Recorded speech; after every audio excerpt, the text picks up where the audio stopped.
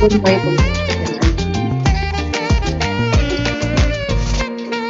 hanging?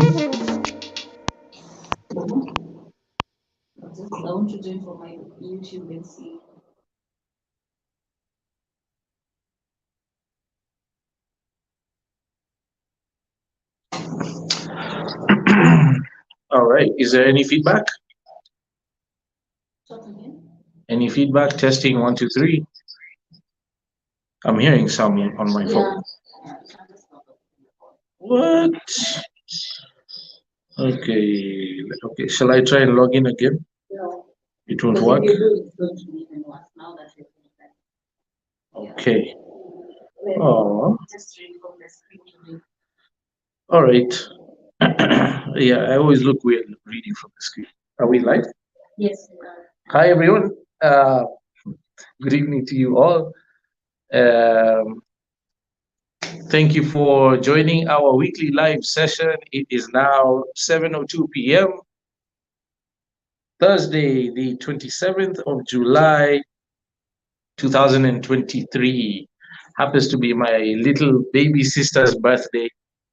Melissa, Mel, hey Mel. Hey, Mel never joins these lives. I don't know why.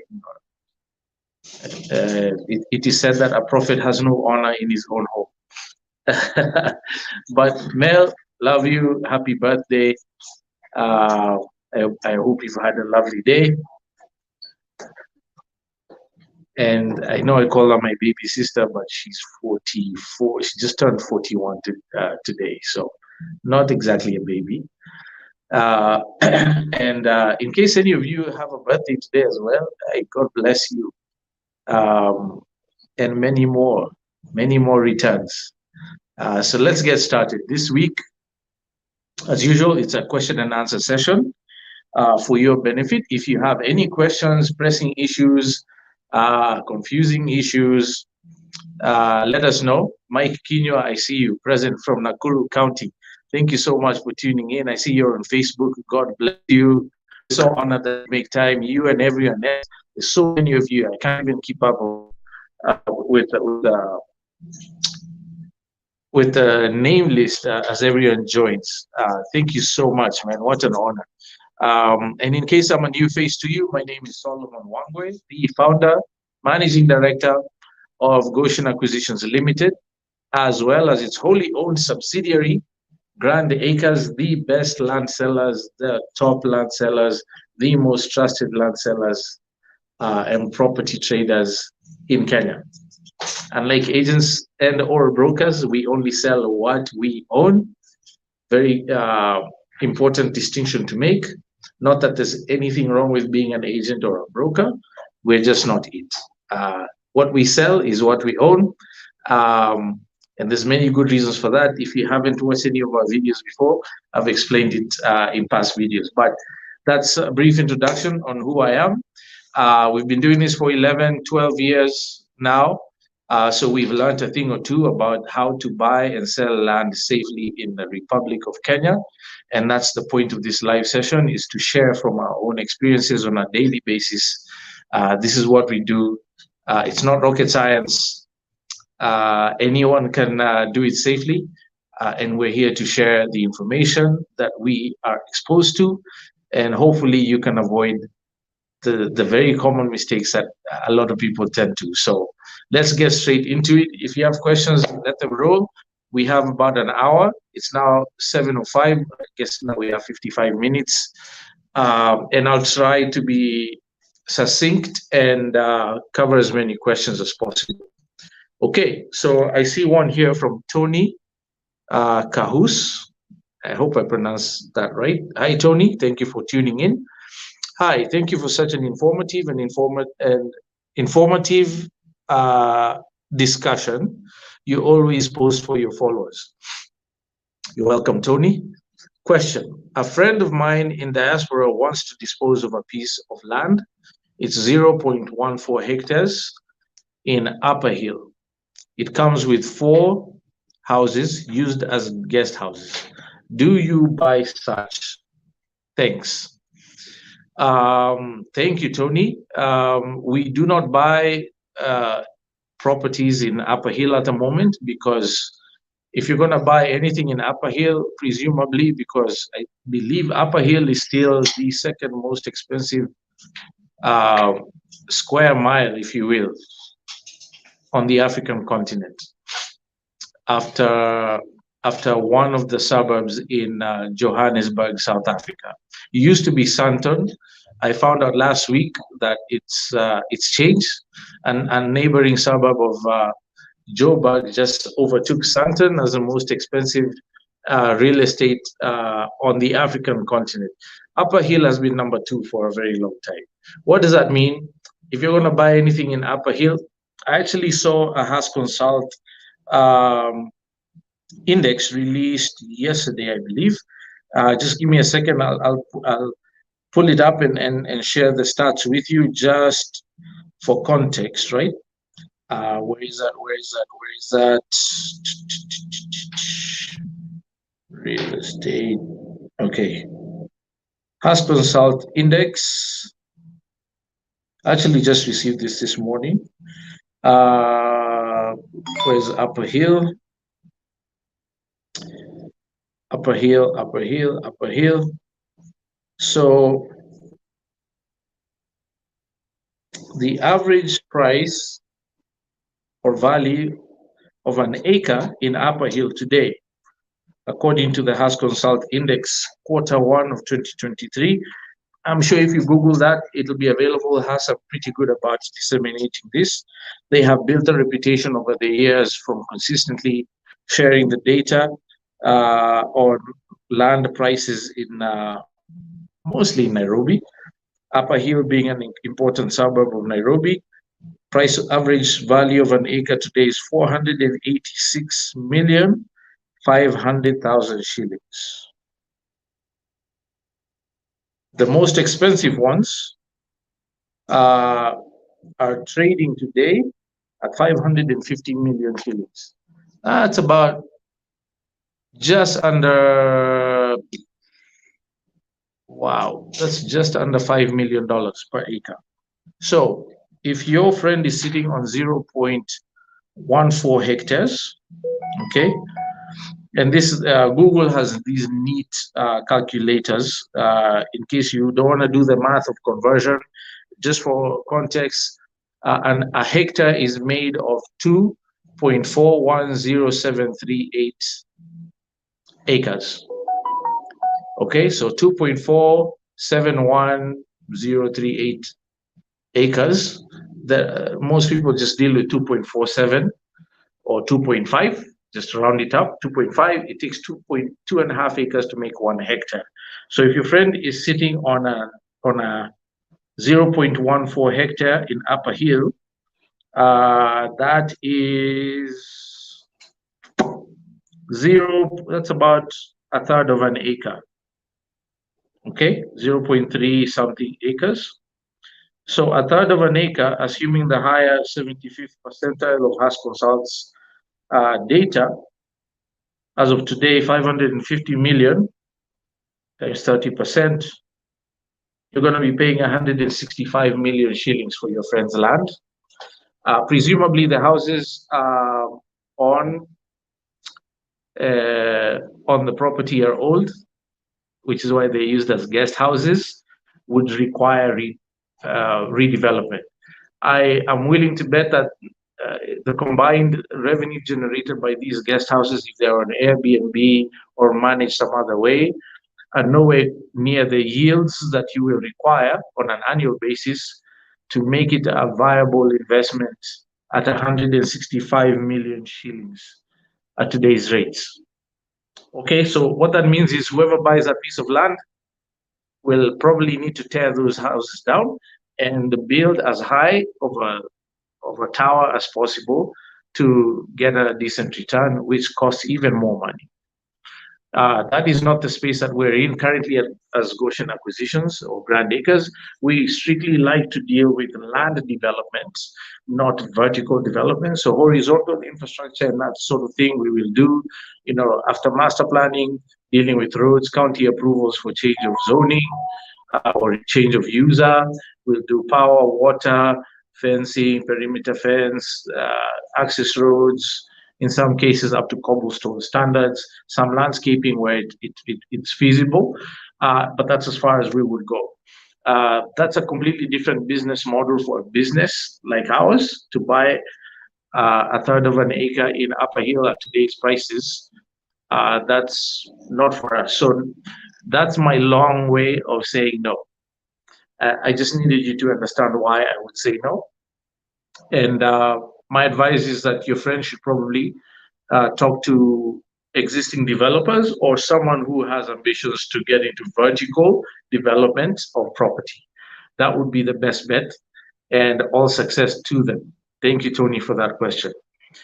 Grand Acres Limited Facebook page just received a question from GD. Musa from IG. Okay, IG on Facebook. I want to buy land and I'm in the diaspora. Can you handle the whole process for me? Yes, absolutely. GD Musa from IG. Thank you for that question. Reach out to us.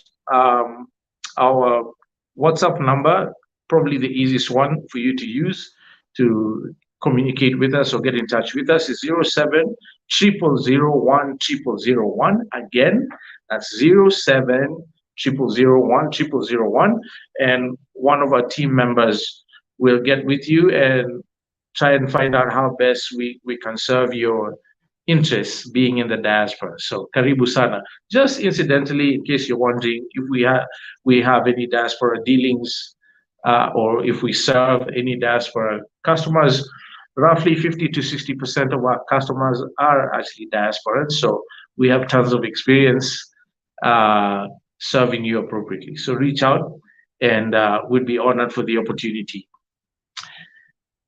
Next question from YV Ekui. Eve, how do you pronounce that? Eve. Is that Eve? Eve Kui? Sure. YVE Kui from TikTok. The map from SOK doesn't correspond to the information on the green card. I guess SOK means Survey of Kenya, okay? Because they are the map issuing authority in Kenya. The map from Survey Authority or Survey Office Kenya, please clarify what you mean by that, but I'm going to presume it's survey, doesn't correspond to the information on the green card. The map indicates 2 plots, but on the green card, no subdivision has happened yet. Why? That's a great question, and good on you for observing that. This is why we tell people the title deed is the most useless document in a land transaction. That is not to say that the title deed is useless. That is just our facetious or naughty way of saying that there are way more important documents in a property transaction than a title deed, which is what everyone clearly likes to advertise. Clean title ready. What on earth does it mean to have a clean title? All the other documents behind it, some of which you will never see with your own eye, like the green card, because it's kept under lock and key in the Ministry of Lands offices. That document gives birth to your green card, or rather to your title deed, pardon me. The green card gives birth to your title deed. So by virtue of that, it is way more important than a title deed. Second after the green card, in my humble and I should say qualified opinion, being a practitioner on a daily basis dealing with properties, is your maps from Survey of Kenya. Number one, the registry index map, along with its, I should say, contemporaries, if you're dealing with fixed survey properties versus general boundaries properties, deed maps, deed plans, registry index maps, along with that, mutation forms. Those documents to me, starting with a green card, way more important than a title. You can replace a title deed. And I've given this example as an analogy before. It might help. If you're over the age of 18 in Kenya, you are likely to be carrying a national ID card, a national identification card, which is a document issued by the Registrar of Persons, a department of the government of Kenya. Okay? Before you could be issued a national identity card. You had to provide the authorities a copy, an original copy, as well as a certified copy of your birth certificate. Without a birth certificate, you're not getting an ID. Without an ID, you're not getting a driver's license, a passport, none of those important documents, right? So, in parallel, birth certificate, way more important than your ID. I think we can agree on that, right? Birth certificate on one hand, way more important than the ID on the other, because it comes before the ID. It gives birth to your ID in essence. Similarly, in property transactions, the green card is synonymous or the same as the birth certificate. The ID is synonymous or the same as a title deed. So that's why I say that these are more important than a title deed, because the title deed sort of gets its legitimacy, its strength, its standing from the green card and the maps. So if the map does not agree with the green card, you have a major issue, because you have a discrepancy in the mother documents that give a title deed any credibility, right? So I strongly recommend that you get with a licensed surveyor and a licensed advocate of the High Court of Kenya. I hope you have those already, or you know how to reach them. Get together with them, sit down, go over the information that you have, and have them investigate why there's a discrepancy in the data or the information contained on the map versus the green card to the same property. One of those is wrong, or inaccurate, or is missing some data. In most cases, because these are done by human beings, human error is a factor in government service provision. That's normal. Have it corrected if that is the case before you proceed. In the worst scenario, there's fraud involved, and false documents have been created to some nefarious ends. Okay, so please don't take it lightly. Work with the licensed professionals, get to the bottom of it. If it's fixable, fix it before you proceed. If it's not fixable, walk away. And I wish you all the best. Mark Gasheru, Bwana Wangwe and team, what are the merits? Hi, Mark, by the way. Thank you for tuning in. What are the merits and demerits of an individual owning land through an entity, i.e., a company? Wow, Mark, that is a loaded question. We could talk about that for the next 3 hours straight. But suffice it to say that, rightly put, there are merits and demerits. Some of the immediate merits I can think of, if you're going to own land through a company, as opposed to you individually, is tax efficiency, because a company can claim expenses on a lot of things that an individual would not be able to. Okay, which is why companies like us exist. It is more tax efficient for us to hold a property as an entity, especially if you're going to be in the business of buying and selling on a regular basis. You're much better off dealing with property as a company, especially a limited liability company. What that means is you create this entity. It's why they call them an entity. They are actually like human beings. They are a being. That's how they're treated. That's why they get PIN numbers, just like you. That's why they get certificates of incorporation, which is the equivalent of a birth certificate for a human being, is a company registration certificate. It's the date that the company was created. It gets a birth certificate called an incorporation certificate. Okay, after that, it gets a KRA PIN number, just like a human being. It has rules of engagement, your memorandum and articles of association, who has authority to do what. That is all stipulated there. Okay, that means from a legal perspective, should things go wrong in the process of you conducting business in that property, your liability or your exposure is limited. That's why they're called limited liability companies, right? Anything that goes wrong is limited to that company, The directors of that company would bear some exposure, but it is limited. Okay, unless they waived their protections by being guarantors, um, which is a serious thing for a director to do. It offers you a level of protection from a tax basis and any other sorts of legal liabilities if you get sued, um, because that business would be the owner of the property as opposed to you individually.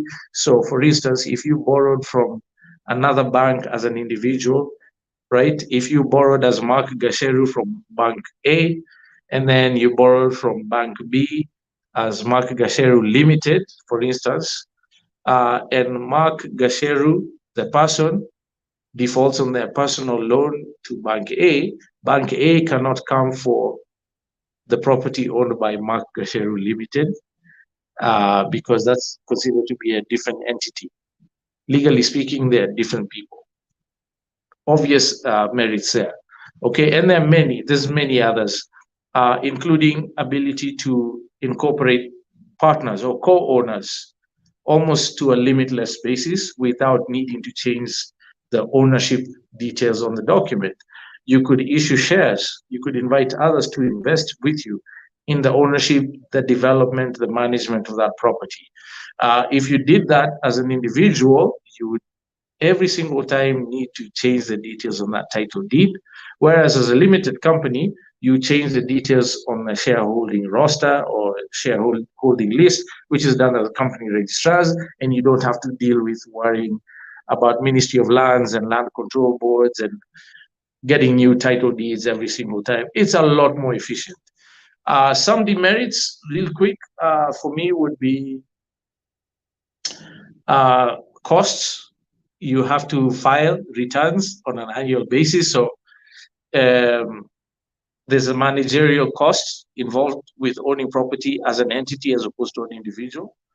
Um, Also, as another demerit that's a bit more obvious to me is in the event of capital gains tax, say you own the property for 5 years, its value has gone up 300%, you want to sell it.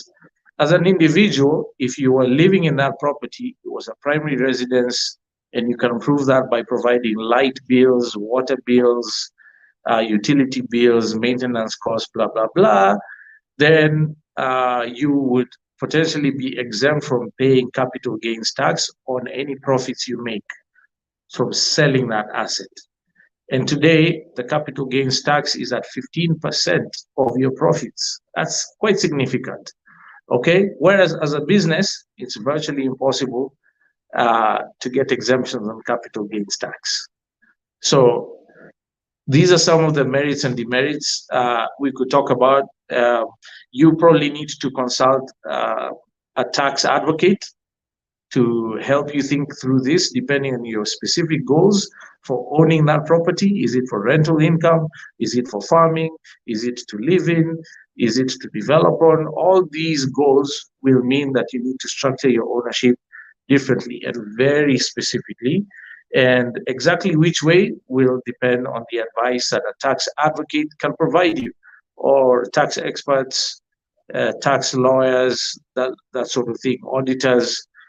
We generally get our tax advisory from KPMG, one of the big four.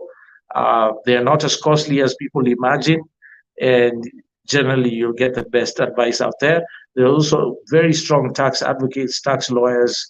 In Nairobi, immediately I think of Anderson Tax. That's a specialty, that's a thing. We also, from time to time, do consult our advocates, Anjawala and Kana, and there are many others like them. Find the ones that you like, that understand you, that are willing to engage with you in the way that makes sense, and get expert advice. No guesswork. Get it done right. Could save you millions or hundreds of millions or even billions in the future. So that's a great question, Mark. Thank you. Grand Acres Facebook page just received a message from TikTok from Derek Ruben. Hi, Derek. Thank you for tuning in. Sir, are lands in Malindi worth buying? The answer is, as always, it depends. What does it depend on? It depends on your goal for buying. What reason do you have for buying in Malindi?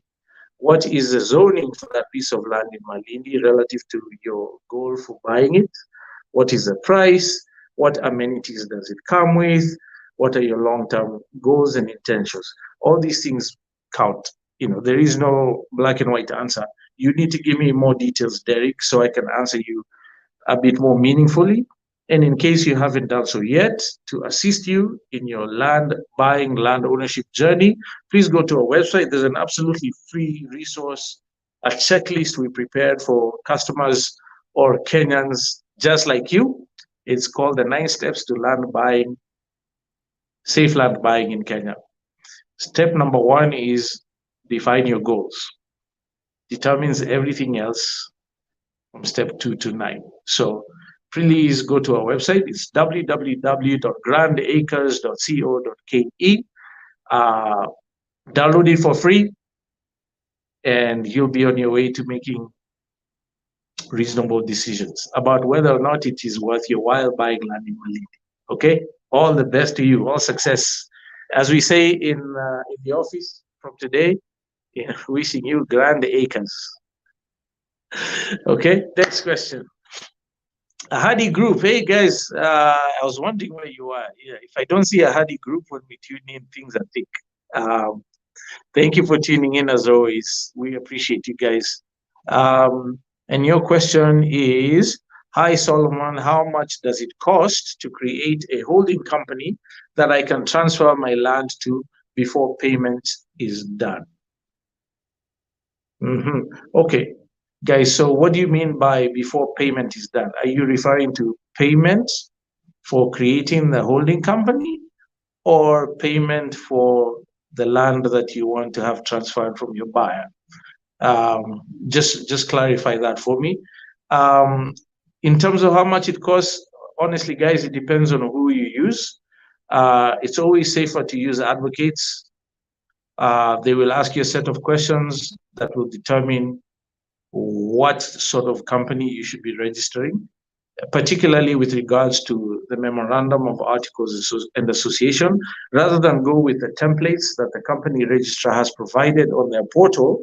You may want to make bespoke or customized articles of association, which are the rules of engagement within the corporation or the company, determining who makes decisions, who handles money, who reports to the government, blah, blah, blah. Okay?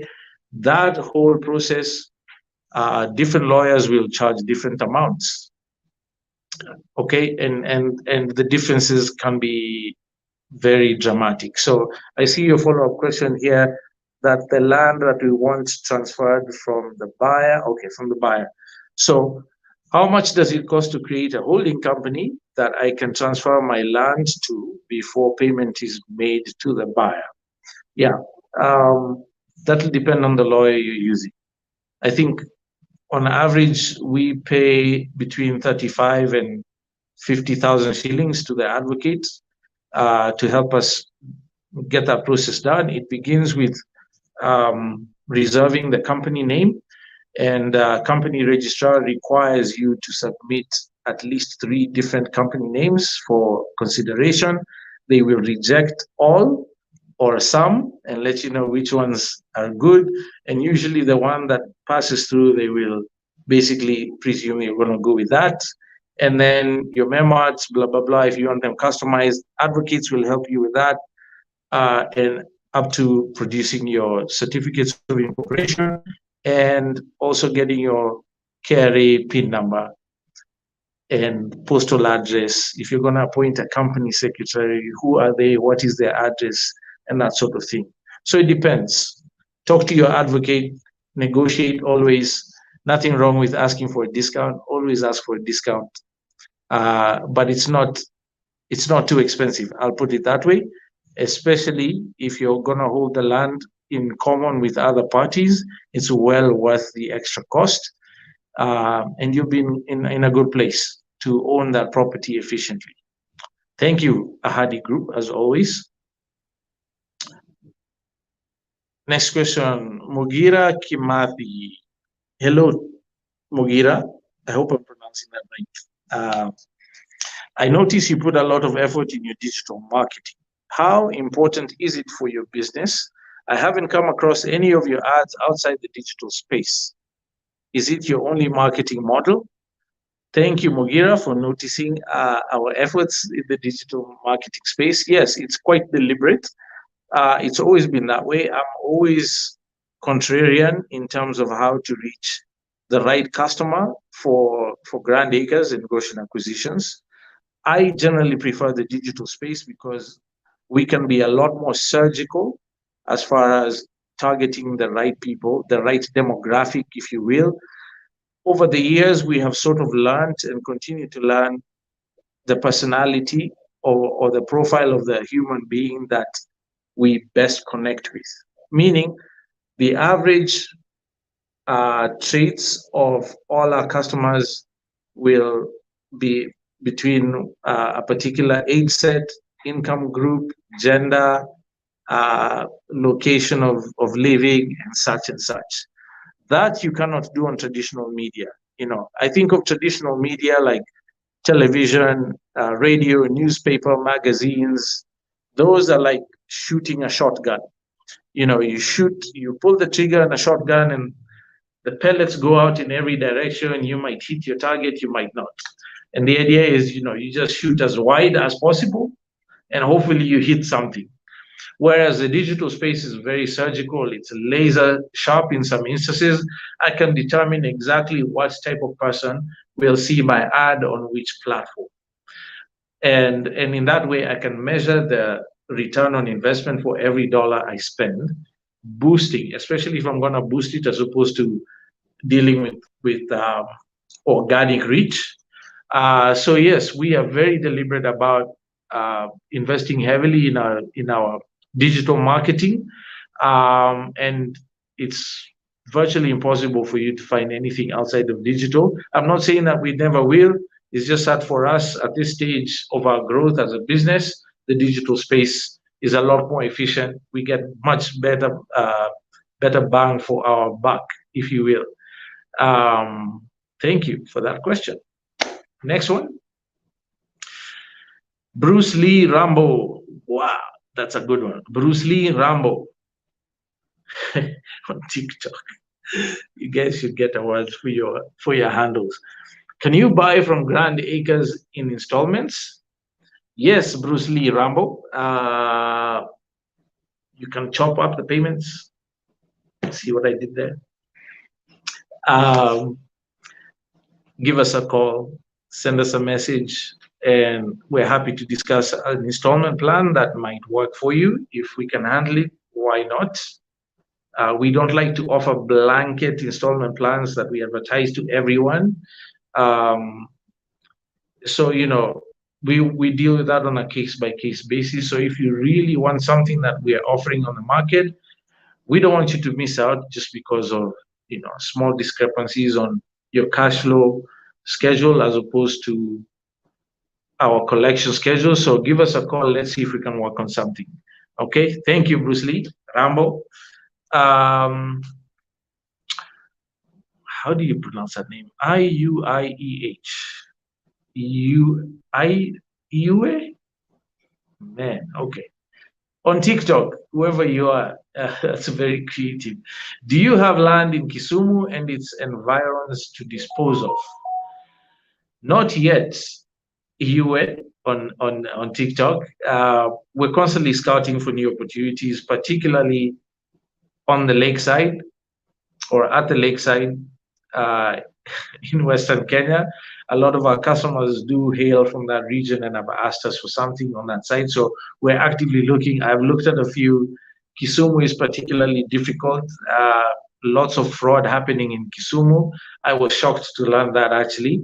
The Kisumu registry is rife with corruption and fraud. And so, everyone has cautioned us to take our time, which we are.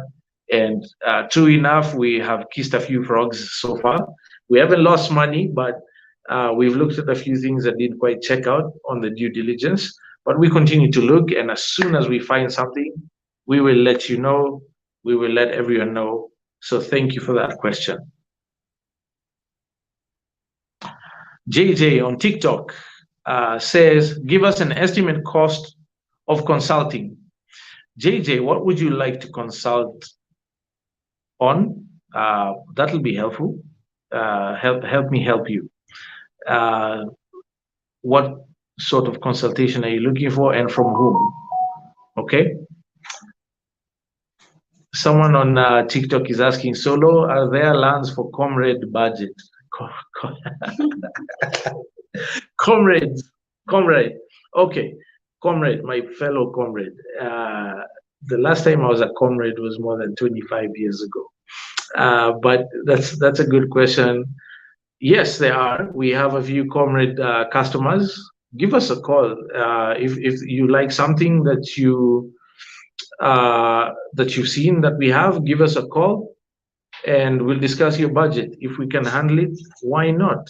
Why would we keep you from owning land in Kenya? That's why we exist. It would be a privilege and an honor to assist you. So do let us know. Sorry, my phone's making noise. Let me put it on silent. Okay. Kennedy Odhiambo. Hey, Kennedy, there you are. We were wondering what happened to you today. Thank you for tuning in as always. You and Ahadi Group, you're superstars. I'm currently in the process of setting up an SPV. However, wanted to know how long would it take to transfer ownership to the corporate entity? Secondly, it's funny how Kenya works with tax, because holding the share under the corporate entity should actually reduce tax rates as opposed to individual ownership. You're absolutely right, Kennedy. You've raised a couple of questions in your comment, and I'll try and tackle all of them. So in terms of how long it would take to transfer ownership to the corporate entity, exactly the same as it would to transfer to an individual. Whether the transferee is a corporate entity or an individual is immaterial on the time frame or the timeline. It would largely depend on the registry you're dealing with. Some registries are more efficient than others, and so I would just proceed without being concerned about length of time. Again, it will also depend on your advocate that you're using to do the registration for you.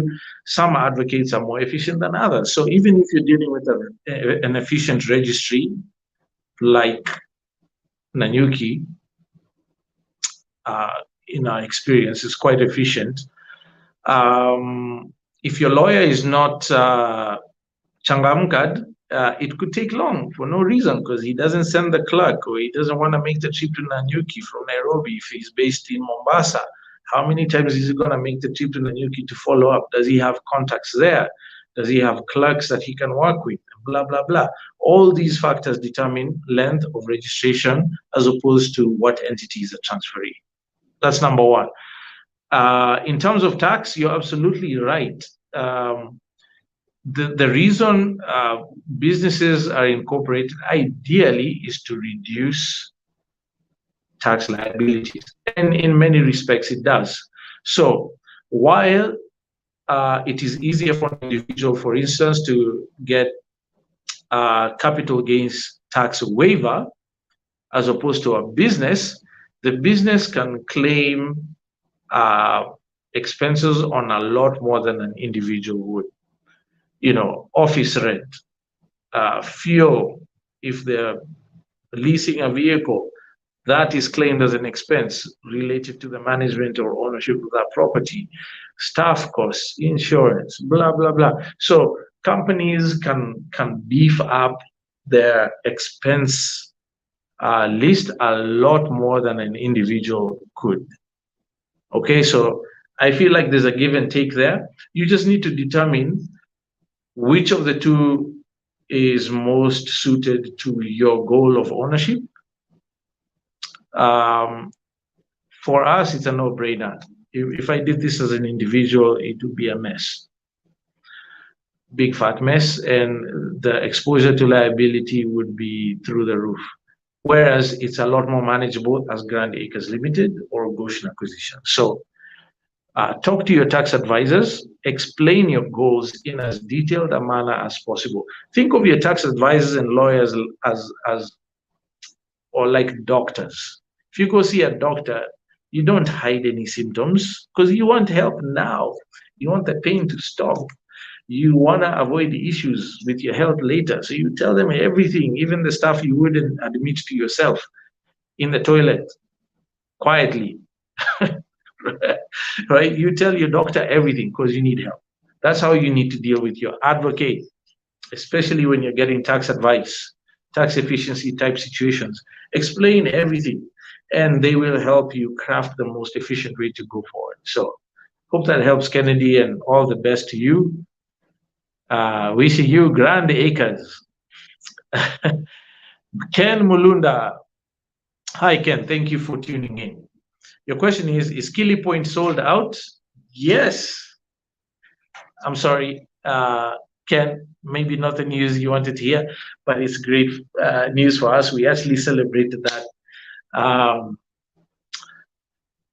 just recently, a few days ago. We've even advertised that Kili Point is now sold out, and we are grateful. Big up to everyone who has trusted us with their investments and purchased a piece of Kili Point and joined our amazing neighborhood. We look forward to offering more in the near future. Should we be so fortunate to acquire more land there.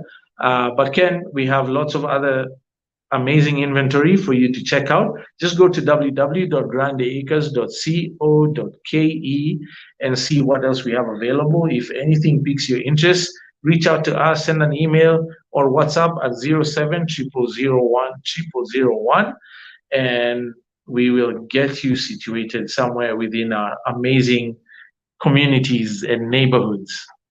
Thank you for that question. Jeff Gishui on TikTok.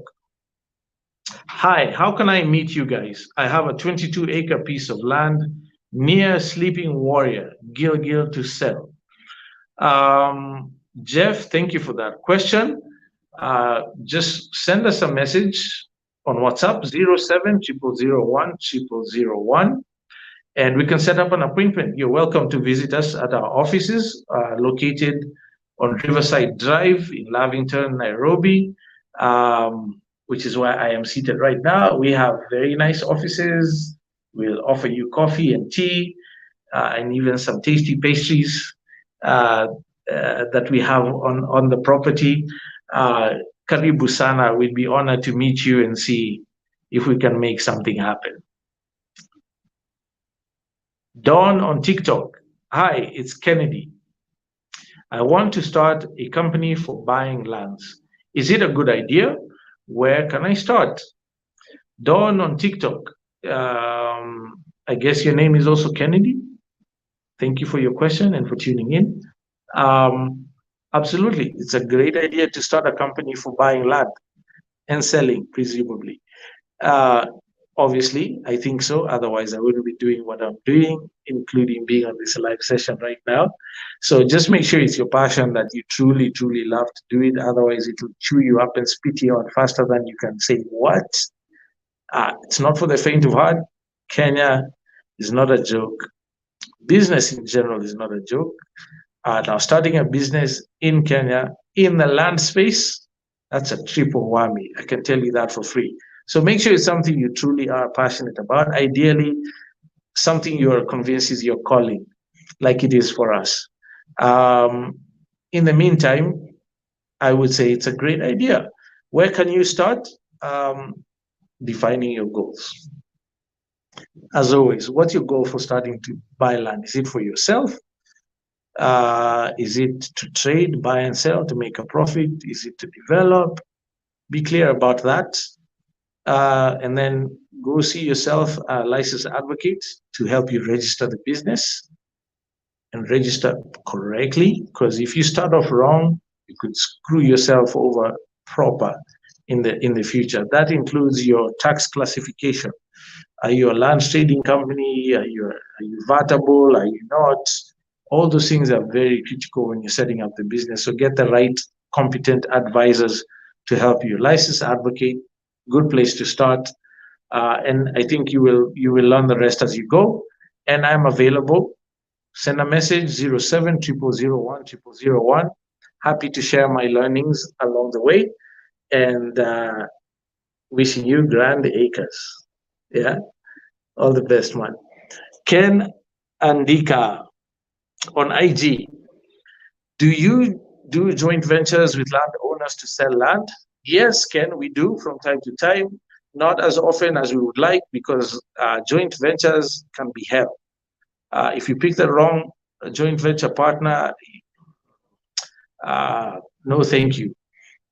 So it's something we advise people to do very cautiously. Do your due diligence. Make sure you like the other party. You are sure that your interests are aligned, and you'll be good. So yes, when it makes sense, we do joint ventures. So give us a shout in case that's what you're asking, and let's see if it's doable. Alistair, Ali, huh? Okay, let me say that right. Ali, Alisata. How do you pronounce that? I wanted to request, Hmm.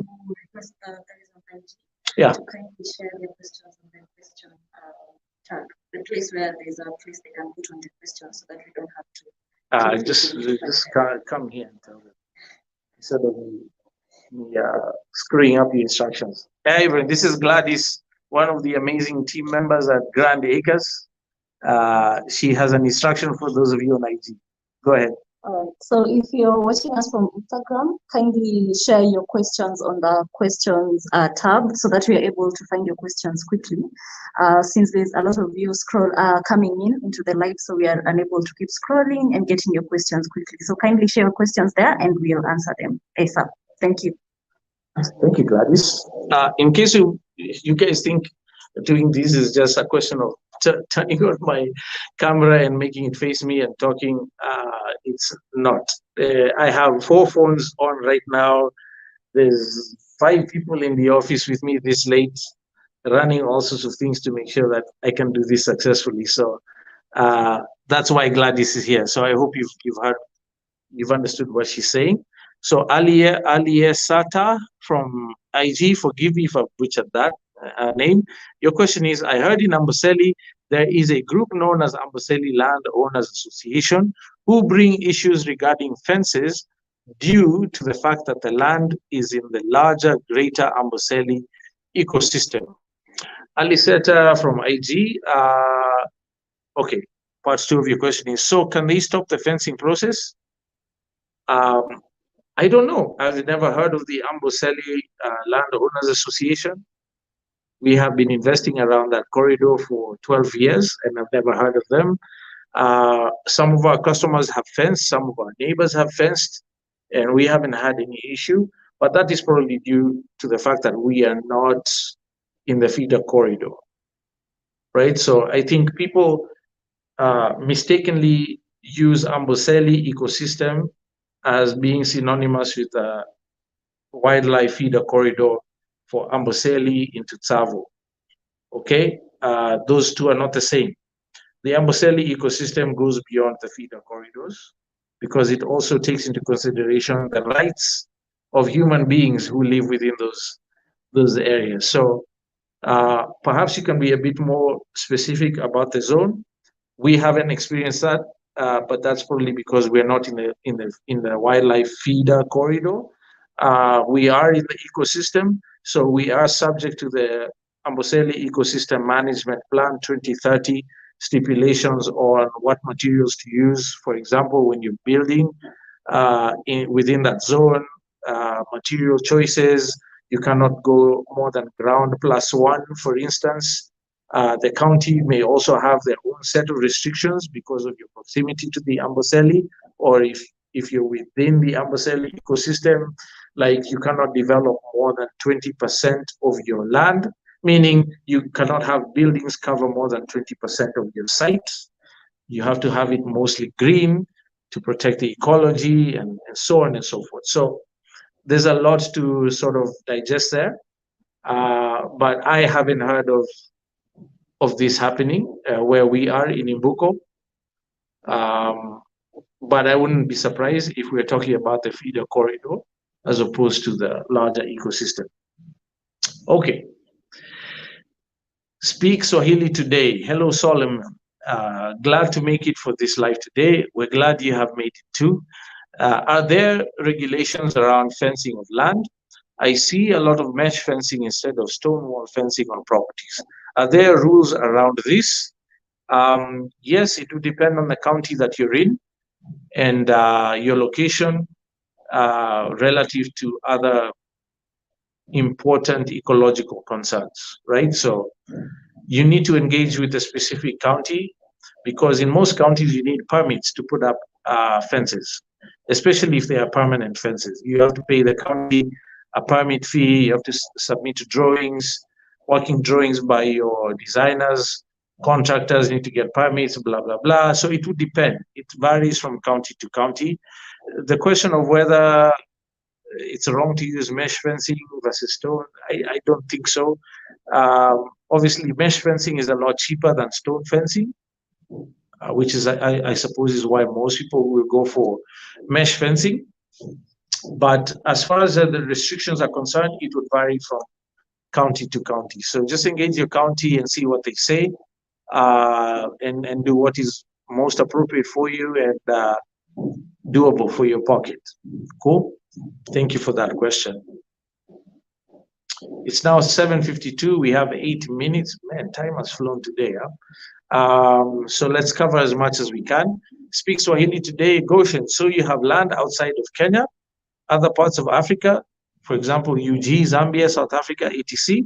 Not yet speak Swahili today, but thank you for that amazing prayer. We're actually scouting opportunities in South Africa and Zambia at the moment. I was actually in South Africa a week and a half ago, sort of benchmarking for a new project, and also took a look at some opportunities. And by God's grace, we will have something for Kenyans and diasporans, or even other non-Kenyans, to consider outside of Kenya. So stay tuned. Thank you for that question.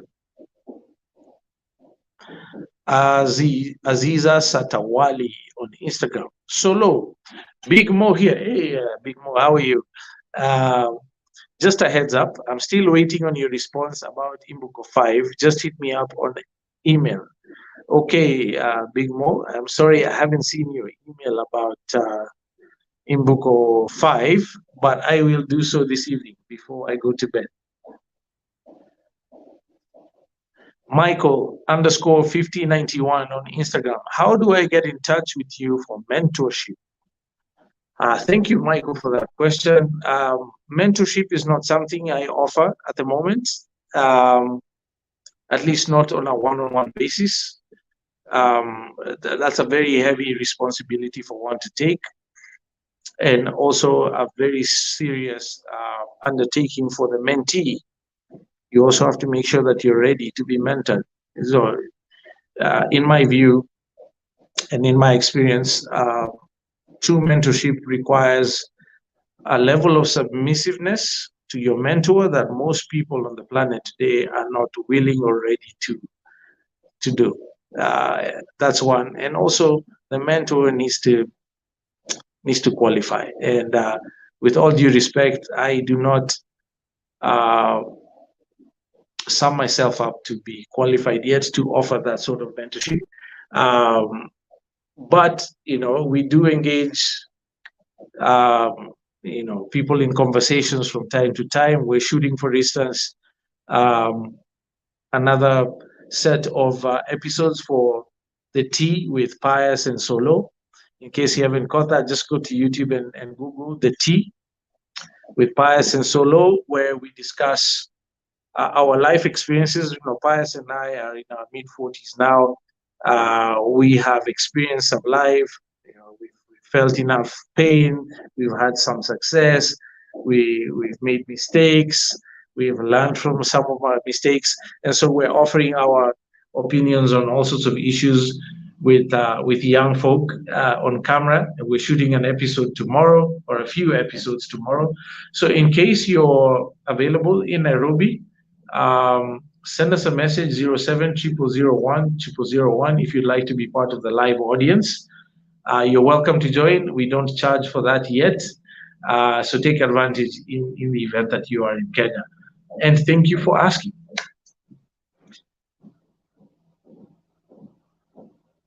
Moji Keith on Instagram. Hi, Moji Keith. My name is Keith from Nanyuki, but currently in London. Was asking how can I buy a good land almost around town, Nanyuki? How can I get the deed? I'm 23 years.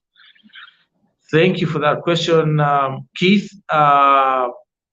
Easy to buy a good land in Nanyuki. Now, around town, what exactly does that mean? Because